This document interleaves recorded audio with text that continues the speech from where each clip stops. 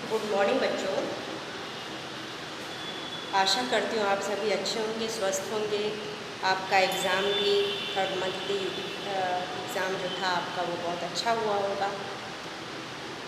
तो बच्चों, मैंने आपको वीडियो भेजा था व्यवहार के अभिप्रेरणात्मक आधार, जिसके अंतर्गत हम लोगों ने प्रेरक के विषय में, मोटिवेशन के विषय में पढ़ा था, प्रेरक तत्वों के विषय में, जिसमें जन्मजात प्रेरक के विषय में आपको मैंने बताया था कि जन्मजात प्रेरक क्या होता है। जैसे भूख, प्यास, ना, निद्रा और काम, मल मूत्र त्याग, ये सब क्या है, जन्मजात प्रेरक है हमारे लिए, जो कि हमें जन्म से ही प्राप्त होते हैं।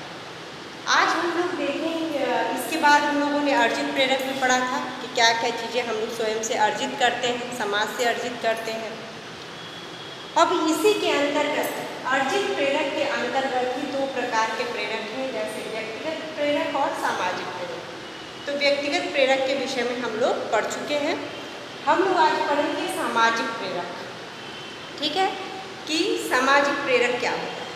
देखिए, सामाजिक प्रेरक ऐसा प्रेरक होता है जो हम अपने समाज से, हम अपने आसपास के वातावरण से ग्रहण करते हैं।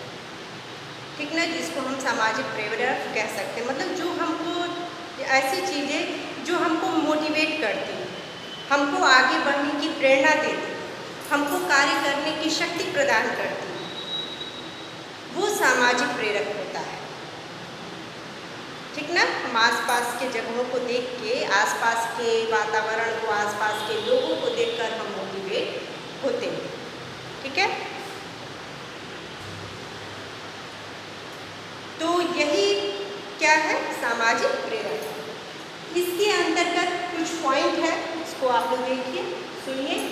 जैसे सामुदायिकता, जैसा कि कहा जाता है कि मानव क्या है, सामाजिक प्राणी। कहा जाता है कि मनुष्य जो है वो सामाजिक प्राणी है और वो समाज से बहुत चीज़ें ग्रहण करता है। और यही समाज में हम मिलजुल के रहते हैं, समाज के लोगों के साथ अच्छा व्यवहार करते हैं। तो ये सब सामुदायिकता कहाँ से आती है, सामुदायिकता की प्रेरणा कहाँ से मिलती है, हमको समाज से मिलती है। ठीक है, समाज से हम ग्रहण करते हैं और यही सामुदायिकता जो है हमें आगे बढ़ने की प्रेरणा देती है। ठीक है।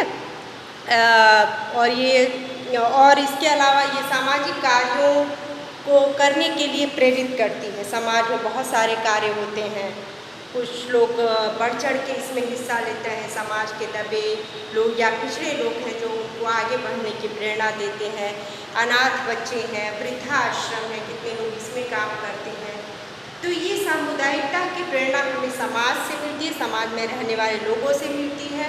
समाज में कई प्रकार के ऐसे लोग हैं जो इस प्रकार के कार्य करते हैं, तो उससे हम मोटिवेट होते हैं और कार्य करने की इच्छा जागृत करते हैं, इच्छा करते हैं। और कुछ लोग हैं जो इसमें कार्य करके आगे बढ़ते भी हैं। तो ये सामुदायिकता की भावना हमें समाज से प्राप्त होती है। समाज से ही हम सामाजिक कार्यों को करने के लिए प्रेरित होते हैं। समाज में बहुत सारे ऐसे लोग हैं जिनको आगे बढ़ाना, ऊपर उठाना बहुत ज़रूरी है। तो वो सब हमको प्रेरणा हमको अपने समाज से मिलती है, समाज में रहने वाले लोगों से मिलती है। इसी तरह से है आत्मगौरव। ये भी हमको अपने समाज से ही प्राप्त होती है। आत्मगौरव, आत्मसम्मान की जो बातें होती हैं, मतलब हमको ऐसे कार्य करने की प्रेरणा मिलती है जिससे हमको आत्मगौरव प्राप्त हो। ठीक ना, आत्मसम्मान हमको मिले। तो ये भी प्रेरणा हमको कहीं ना कहीं से समाज से ही प्राप्त होती है। जैसे कि हम ऐसा कार्य करें जिसे हमको गौरव की प्राप्ति हो, किसी न किसी को देखकर हम प्रेरित होते हैं। जैसे आजकल आप देखते हैं, आप देख रही हैं, ओलंपियाड हो रहा है, टोक्यो ओलंपियाड, जहाँ पे हमारे देश की कई महिलाएं जो हैं आगे आई। ठीक ना, लड़कियां आगे आई। और जैसे पीवी सिंधु हैं, कमलजीत कौर थी डिस्कस थ्रो में, और इसके अलावा हॉकी की प्लेयर्स हैं ठीक ना, जो सेमीफाइनल में पहुंची हैं लड़कियां। और इसके अलावा जो आपकी रजत पदक विजेता है मीराबाई चानू जो हैं वो है। तो इन लोगों से समाज के और भी लोग और भी लड़कियां प्रेरित होंगी उनको देखकर और चाहेंगी कि हम भी ऐसा कार्य करें, देश के लिए करें, समाज के लिए करें, जिससे कि हमारा आत्मगौरव आत्मसम्मान बढ़े, लोग हमारी प्रशंसा करें। ठीक ना, इसमें प्रशंसा और निंदा भी है, ये भी सामाजिक प्रेरक तत्व है। हम ऐसा कार्य करने की कोशिश करते हैं जिससे लोगों के द्वारा हमारी प्रशंसा, तो ये भी मोटिवेशन जो है हमको समाज से ही मिलता है, समाज के लोगों से ही मिलता है। और कुछ कार्य ऐसे होते हैं जिसको यदि हम करते हैं तो हमें समाज के द्वारा निंदा भी मिलती है, तो हम ऐसे कार्य करने की कोशिश करते हैं जिससे समाज हमको प्रशंसित करे, प्रशंसा हमारी करे। ठीक है ना, तो ये सब मोटिवेशन भी हमें समाज से में रहने वाले लोगों से ही मिलती है। जैसे कोई पानी के लिए कार्य करता है, जल के, जैसे आप लोगों ने राजेंद्र शर्मा का नाम सुना होगा, वो पानी के लिए, ठीक ना, जल के लिए कार्य करते हैं। जहाँ पे सूखाग्रस्त क्षेत्र है वहाँ पे वो जल का प्रबंधन करते हैं कि किस प्रकार से जल जो है वो पहुँचे उन क्षेत्रों में। पूरे देश में वो काम करते हैं। जैसे राजस्थान में उन्होंने किया है, जोखड़ वगैरह बनवाया है, बावड़ियाँ बनवाई हैं, कृत्रिम तालाब बनवाए हैं, जिससे जो वर्षा का जल हो उसमें संचयन उसका हो, संचित हो वर्षा का जल। तो बहुत सारे ऐसे लोग हैं जो ऐसे काम करते हैं जिससे हम मोटिवेट होते हैं और वैसा ही ऐसा कार्य करने के लिए प्रेरित होते हैं जिससे हमें समाज में भी प्रशंसा मिलेगी, न कि निंदा। कुछ लोग ऐसा भी कार्य कर जाते हैं जिससे समाज में निंदा भी मिलती है। आत्मसमर्पण, आत्मसमर्पण का तात्पर्य है कि कुछ लोग समाज में बहुत अच्छे होते हैं, उनके समक्ष हम यदि अपने को बहुत तुच्छ समझने लगेंगे, हीन समझने लगेंगे, तो हम क्या कर देंगे, अपने को उनके आगे आत्मसमर्पण कर देंगे, आत्मसमर्पित कर देंगे और हम उनसे मतलब अपने को उनके समक्ष कुछ नहीं समझेंगे। ऐसे भी लोग हैं जो कि ऐसे लोगों के समक्ष अपने को आत्मसमर्पित कर देते हैं, तो इसका भी प्रभाव हमारे व्यवहार पे पड़ता है। हमको ये नहीं करना है कि हमको कोशिश ये करनी है कि हम उस व्यक्ति के बराबर कम से कम आ जाएं। ऐसा कार्य करना है कि हम उस व्यक्ति के बराबर आ जाएं, न कि उनके समक्ष हम अपने को आत्मसमर्पित कर दें। ऐसा नहीं होना चाहिए। तो ये आत्मसमर्पण भी हमको कहाँ से मिलती है? समाज से ही मिलती है। अपने को बिल्कुल छोड़ देना, अपने को बिल्कुल तुच्छ समझने लगना, ऐसा नहीं होना चाहिए। इसी तरह से आक्रामक प्रवृत्ति, आक्रामक प्रवृत्ति का मतलब है कि कुछ कार्य हम लक्ष्य निर्धारित करते हैं लेकिन हमको वो नहीं मिलता है। यदि चीज़ें हमको नहीं मिलती हैं तो हम आक्रामक प्रवृत्ति के हो जाते हैं, क्रोधित होने लगते हैं। ठीक ना, जो हम चाहते हैं यदि वो हमको नहीं मिलेगा तो हम आक्रामक प्रवृत्ति के हो जाएंगे। तो इसमें ये है कि हम, और जब हमारा वो सब काम पूरा हो जाएगा तो हमारी जो प्रवृत्ति, आक्रामक प्रवृत्ति है वो शांत हो जाएगी। आप घर में भी बच्चों को देखते होंगे, यदि उनको चीज़ें नहीं मिलती हैं तो वो आक्रामक होने लगते हैं ना, पैर पटकने लगते हैं या फिर कुछ चीज़ें फेंकने लगते हैं। और जब उनकी वो चीज़ें ख्वाहिश होती है वो पूरी कर दी जाती है तो बिल्कुल शांत हो जाते हैं। उसी तरह से समाज में भी रहने वाले कुछ लोग ऐसे हैं जो आक्रामक प्रवृत्ति के, यदि उनको उनका अपना लक्ष्य नहीं मिलता है या फिर जो वो लक्ष्य निर्धारित किए हैं वो नहीं प्राप्त होता है तो वो आक्रामक प्रवृत्ति के हो जाते हैं। और जब ये चीज़ें पूरी हो जाती हैं तो वो फिर शांत हो जाते हैं, ये भी प्रेरणा जो है वो समाज से ही हम ग्रहण करते हैं। आत्म प्रकाशन, आत्म प्रकाशन का मतलब है कि हम समाज में अपने को सर्वश्रेष्ठ दिखाने का प्रयास करते हैं। समाज में कई प्रकार के लोग हैं, प्रतिष्ठित व्यक्ति भी हैं, ठीक ना, मध्यम वर्ग के लोग भी हैं और निर्धन वर्ग के लोग भी हैं, कई प्रकार के लोग हैं। कुछ लोग बहुत दिखावा करते हैं समाज में कि उनसे मतलब अच्छा कोई नहीं। तो ये आत्म प्रकाशन की प्रवृत्ति भी लोगों के अंदर जब आने लगती है तो वो भी कहीं ना कहीं कुंठा से ग्रसित होने लगते हैं, क्योंकि ये ऐसी चीज़ है जब हम अपने को समाज में प्रतिष्ठित नहीं कर पाते हैं तो दिखावे की प्रवृत्ति जागृत होने लगती है और हमारे अंदर धीरे धीरे यदि दिखावा फिर यही चीज़ हमारे अंदर धीरे धीरे हीन भावना ग्रहण कर लेती है, घर कर लेती है, जो कि हमारे लिए बहुत हानिकारक होता है। तो आत्म प्रकाशन की जो प्रवृत्ति है उसको दिखावे के रूप में न करके ऐसा कार्य करना, अपने को प्रकाशित करना, अपने को आगे ले आना जिससे कि समाज में आपकी प्रशंसा हो, आपका आत्मगौरव बढ़े, ठीक ना, ऐसा कार्य करना, न कि सिर्फ आत्म प्रकाशन करना, दिखावे का काम करना, ऐसा नहीं करना। इसके बाद है अर्जनात्मकता, यानी कि कुछ चीज़ें जो हैं हम अर्जन करते हैं, समाज से ही ग्रहण करते हैं, जिसमें जैसे मान लीजिए हमारे अंदर कुछ चीज़ें संचित करने की प्रवृत्ति हो, तो ये क्या है, एक सामाजिक अर्जित प्रेरक है। हाँ, कुछ चीज़ें हम अर्जित करते हैं, ग्रहण करते हैं और ऐसी वस्तु जो बहुत ही अर्जित करने के लिए हम बहुत प्रबल हो जाते हैं, हमारी प्रवृत्ति जो होती है बहुत प्रबल हो जाती है। हम किसी न किसी तरह से उस वस्तु को चाहते हैं कि हमें वो मिल जाए और हम हर संभव कोशिश करते हैं, हम प्रयत्नशील होते हैं, कर रहते हैं, जब तक कि वो हमें मिल नहीं जाती है। और जैसे जैसे हमको वो मिलती जाती है वैसे वैसे हम संतोष की ओर बढ़ने लगते हैं, हम संतुष्ट हो जाते हैं और जब तक हमको नहीं मिली रहती है, जब तक हम उसको अर्जित नहीं किए रहते हैं, तब तक हम असंतोष की भावना हमारे अंदर रहती है, हमको संतुष्टि नहीं मिलती।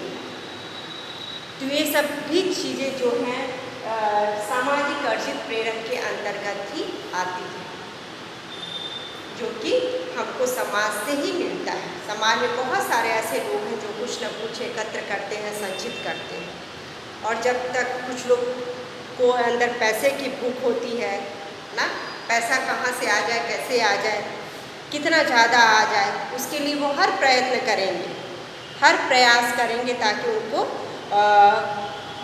पैसा मिले, और जब तक वो नहीं मिलता तब तक प्रयत्नशील रहते हैं, असंतुष्ट रहते हैं। जब असंतुष्ट रहेंगे तो लगातार प्रयास करते रहते हैं। कुछ लोग पुरानी चीज़ें एकत्र करते हैं, पुरानी चीज़ें एकत्र करने की भूख होती है, कुछ लोग को पुराने सिक्के एकत्र करने की भूख होती है, कुछ लोग को जो पुरानी टिकट्स हैं वो एकत्र करने की भूख होती है। बहुत सारी चीज़ें ऐसी हैं जो एंटिक चीज़ें हैं जो कुछ लोगों को एकत्र करने की भूख होती है और वो लगातार इसमें प्रयत्नशील होते हैं कि नई नई चीज़ें वो एकत्र करते रहें।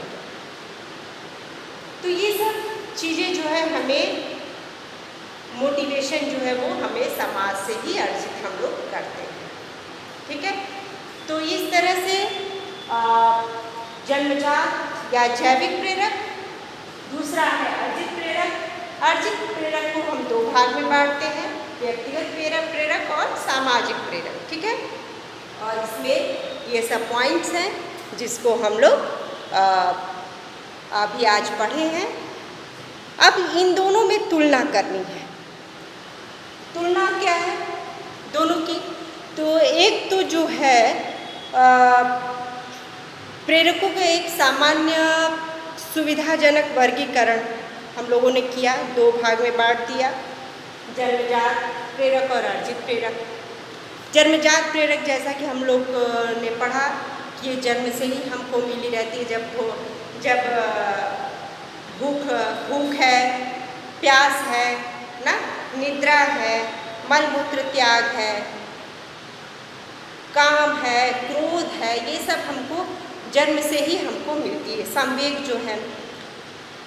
और कुछ अर्जित प्रेरक हैं, ये अलग वर्ग में रहते हैं। कुछ अर्जित प्रेरक व्यक्तिगत प्रेरक हैं, कुछ जो है वो सामाजिक प्रेरक हैं। तो इन सब में बहुत अंतर होता है। एक जन्म से और एक हम समाज से ग्रहण करते हैं। तो दोनों की तुलना में यही है कि दोनों प्रेरकों का जो है व्यक्ति के जीवन में बहुत महत्व होता है। कुछ आंतरिक रूप से प्रेरित होते हैं, कुछ लोग बाह्य रूप से प्रेरित होते हैं, बाहरी वातावरण से प्रेरित होते हैं, आगे बढ़ने के लिए कार्य करते हैं, प्रयत्नशील होते हैं। तो दोनों में काफ़ी अंतर है। इन्हीं अंतरों को हम लोग थोड़ा सा देखते हैं। तो देखिए, इन दोनों की तुलना हम लोग कर सकते हैं। हम लोगों दोनों चीज़ें पढ़ ली, जन्मजात प्रेरक भी पढ़ लिया, अर्जित प्रेरक भी पढ़ लिया। अर्जित प्रेरक के अंतर्गत आपका जीवन लक्ष्य, आकांक्षा स्तर था, मद व्यसन ना, आदत, मनोवृत्ति, संवेग, ये सब चीज़ें थी, टॉपिक थे, हम लोगों ने पढ़ा था। तो अब इन दोनों की तुलना करना आसान हो जाएगा। देखिए, जन्मजात प्रेरक जो है वो आंतरिक प्रेरक है, हमको अपने अंदर से प्राप्त होती है ये प्रेरणा। जैसे या फिर इसको हम शारीरिक प्रेरक भी कह सकते हैं, जो हमारे शारीरिक आवश्यकताओं को पूरा करती है, ठीक ना। प्राथमिक अत्यावश्यक आवश्यकताओं को हम कह सकते हैं, जैसे कि भूख, प्यास, मलमूत्र त्याग, निद्रा, आराम, ये सब जो है वो हमारी प्राथमिक अत्यावश्यक आवश्यकता है, जिसको कि हम जन्मजात प्रेरक की श्रेणी में या जैविक प्रेरक की श्रेणी में रखते हैं। अब इसमें देखिए, इस अर्जित प्रेरक जो है वो समाज तथा पर्यावरण से प्रेरित होकर व्यक्ति ग्रहण करता है, यानी कि बाह्य वातावरण से प्रेरणा ग्रहण करता है अर्जित प्रेरक के अंतर्गत, ठीक ना। अर्जित प्रेरक के अंतर्गत कहाँ से? समाज से वो ग्रहण करता है, तो इसको हम अर्जित प्रेरक कहते हैं। इसी तरह से दूसरा पॉइंट है, जीवन काल में अपनी आवश्यकता अनुसार लक्ष्य को प्राप्त करता है, शिक्षा के माध्यम से ना, या फिर कोई काम करके जो उसका लक्ष्य है, जो उसने निर्धारित किया है, तो अपनी वो आवश्यकता अनुसार अर्जित करता है। और इसमें क्या है, ये इसमें प्राथमिक अत्यावश्यक आवश्यकता है, जिसको उसको पूरा करना ही है, क्योंकि हमको भूख लगती ही है, प्यास लगती ही है, मलमूत्र त्याग करना अति आवश्यक है, ठीक ना। तो ये सब जो है वो प्राथमिक अत्यावश्यक आवश्यकता है। और ये क्या है, व्यक्ति अपनी आवश्यकता अनुसार उसको अर्जित करता है। वो एक लक्ष्य निर्धारित करता है और अपनी आवश्यकता अनुसार उस लक्ष्य को प्राप्त करने की कोशिश करता है। शारीरिक या प्राथमिक प्रेरक होता है ये जन्मजात प्रेरक जो है वो शारीरिक या प्राथमिक प्रेरक है, जैसा कि हमने बताया, भूख, प्यास, ये सब। ये क्या है, गौड़ या सामाजिक प्रेरक है। गौड़ या सामाजिक प्रेरक का मतलब है कि हम इसको अपने समाज से ग्रहण करते हैं और एक लक्ष्य निर्धारित करते हैं, जिससे कि या फिर हम सामाजिक वातावरण से प्रेरित होकर अपने लक्ष्य को प्राप्त करने की कोशिश करते हैं, तो ये सामाजिक प्रेरक होता है। इनके पूर्ण नहीं होने पर, यानी जो हमारी प्राथमिक प्रेरक है, यदि इसको हम पूरा नहीं करते हैं तो शारीरिक और मानसिक दोनों प्रकार की जो क्रिया में जो संतुलन होता है वो बिगड़ जाता है, ठीक ना। क्योंकि जब भूख लगती है और हमको भोजन नहीं मिलता है तो मानसिक रूप से हम क्या हो जाएंगे, चिड़चिड़ा हो जाएंगे, चिड़चिड़े हो जाते हैं, चिड़चिड़ापन महसूस करने लगते हैं। प्यास लगती है, पानी नहीं मिलता है तो भी चिड़चिड़ापन हो जाता है, ठीक ना। तो इससे जब ये पूरी नहीं होती है तो हमारे या फिर काम है, कामेच्छा जो है वो पूरी नहीं होती है तो भी लोग क्रोधित होते हैं, चिड़चिड़े महसूस करने लगते हैं। तो ये सब चीज़ें जो हैं वो हमारे शारीरिक और मानसिक संतुलन को बनाए रखने के लिए बहुत आवश्यक है प्राथमिक प्रेरक। और इसमें क्या है, सामाजिक समायोजन के लिए प्राप्त करता है, मतलब समाज में किस प्रकार से अपने को समायोजित करता है व्यक्ति, उसके लिए ये जो जीवन लक्ष्य है, आकांक्षा स्तर है, ये सब जो है वो उसके लिए प्राप्त करता है ताकि समाज में वो अपने आप को समायोजित कर सके। ठीक, इसके अंतर्गत भूख, प्यास, आराम, निद्रा, क्रोध, मलमूत्र त्याग, प्रशंसा, निंदा सब कुछ आता है। और इसमें जो है जीवन लक्ष्य, आकांक्षा स्तर, मद, व्यसन, आदत, मनोवृत्तियाँ जो हैं, हमारी संवेग जो है, हमारी इमोशंस हैं, वो सब चीज़ें इसमें आती हैं जो कि हम अपने आसपास समाज से ग्रहण करते हैं। और कुछ चीज़ें जो हैं हम हमारी जो है आंतरिक होता है, जो हम मतलब शारीरिक आवश्यकताओं को पूरा करने के लिए उसका प्रयोग करते हैं। तो इस तरह से ये हो गया आपका जन्मजात और अर्जित प्रेरक में अंतर। तो आज के लिए इतना ही रहने देते हैं बच्चों। आगे हम लोग फिर एक नए टॉपिक के साथ प्रस्तुत होंगे, जिसमें हम लोग पढ़ेंगे कि प्रेरक का सैद्धांतिक स्पष्टीकरण, कुछ सिद्धांत के विषय में हम लोग पढ़ेंगे, जैसे फ्रायड का है, थॉर्नडाइक का सिद्धांत है, ये सब जो कुछ सिद्धांत है मनोविश्लेषणवादी सिद्धांत के विषय में हम लोग आगे की कक्षा में पढ़ेंगे। तो आज के लिए इतना ही। आप सभी को धन्यवाद। इस वीडियो को ध्यानपूर्वक देख लीजिएगा, सुन लीजिएगा, नोट्स तैयार करते रहिएगा। ठीक है, जब कॉपी सबमिट करने आइएगा तो इस सब्जेक्ट को भी कंप्लीट करके, ठीक है, कॉपी लेकर आइएगा, सबमिट कीजिएगा। Thank you.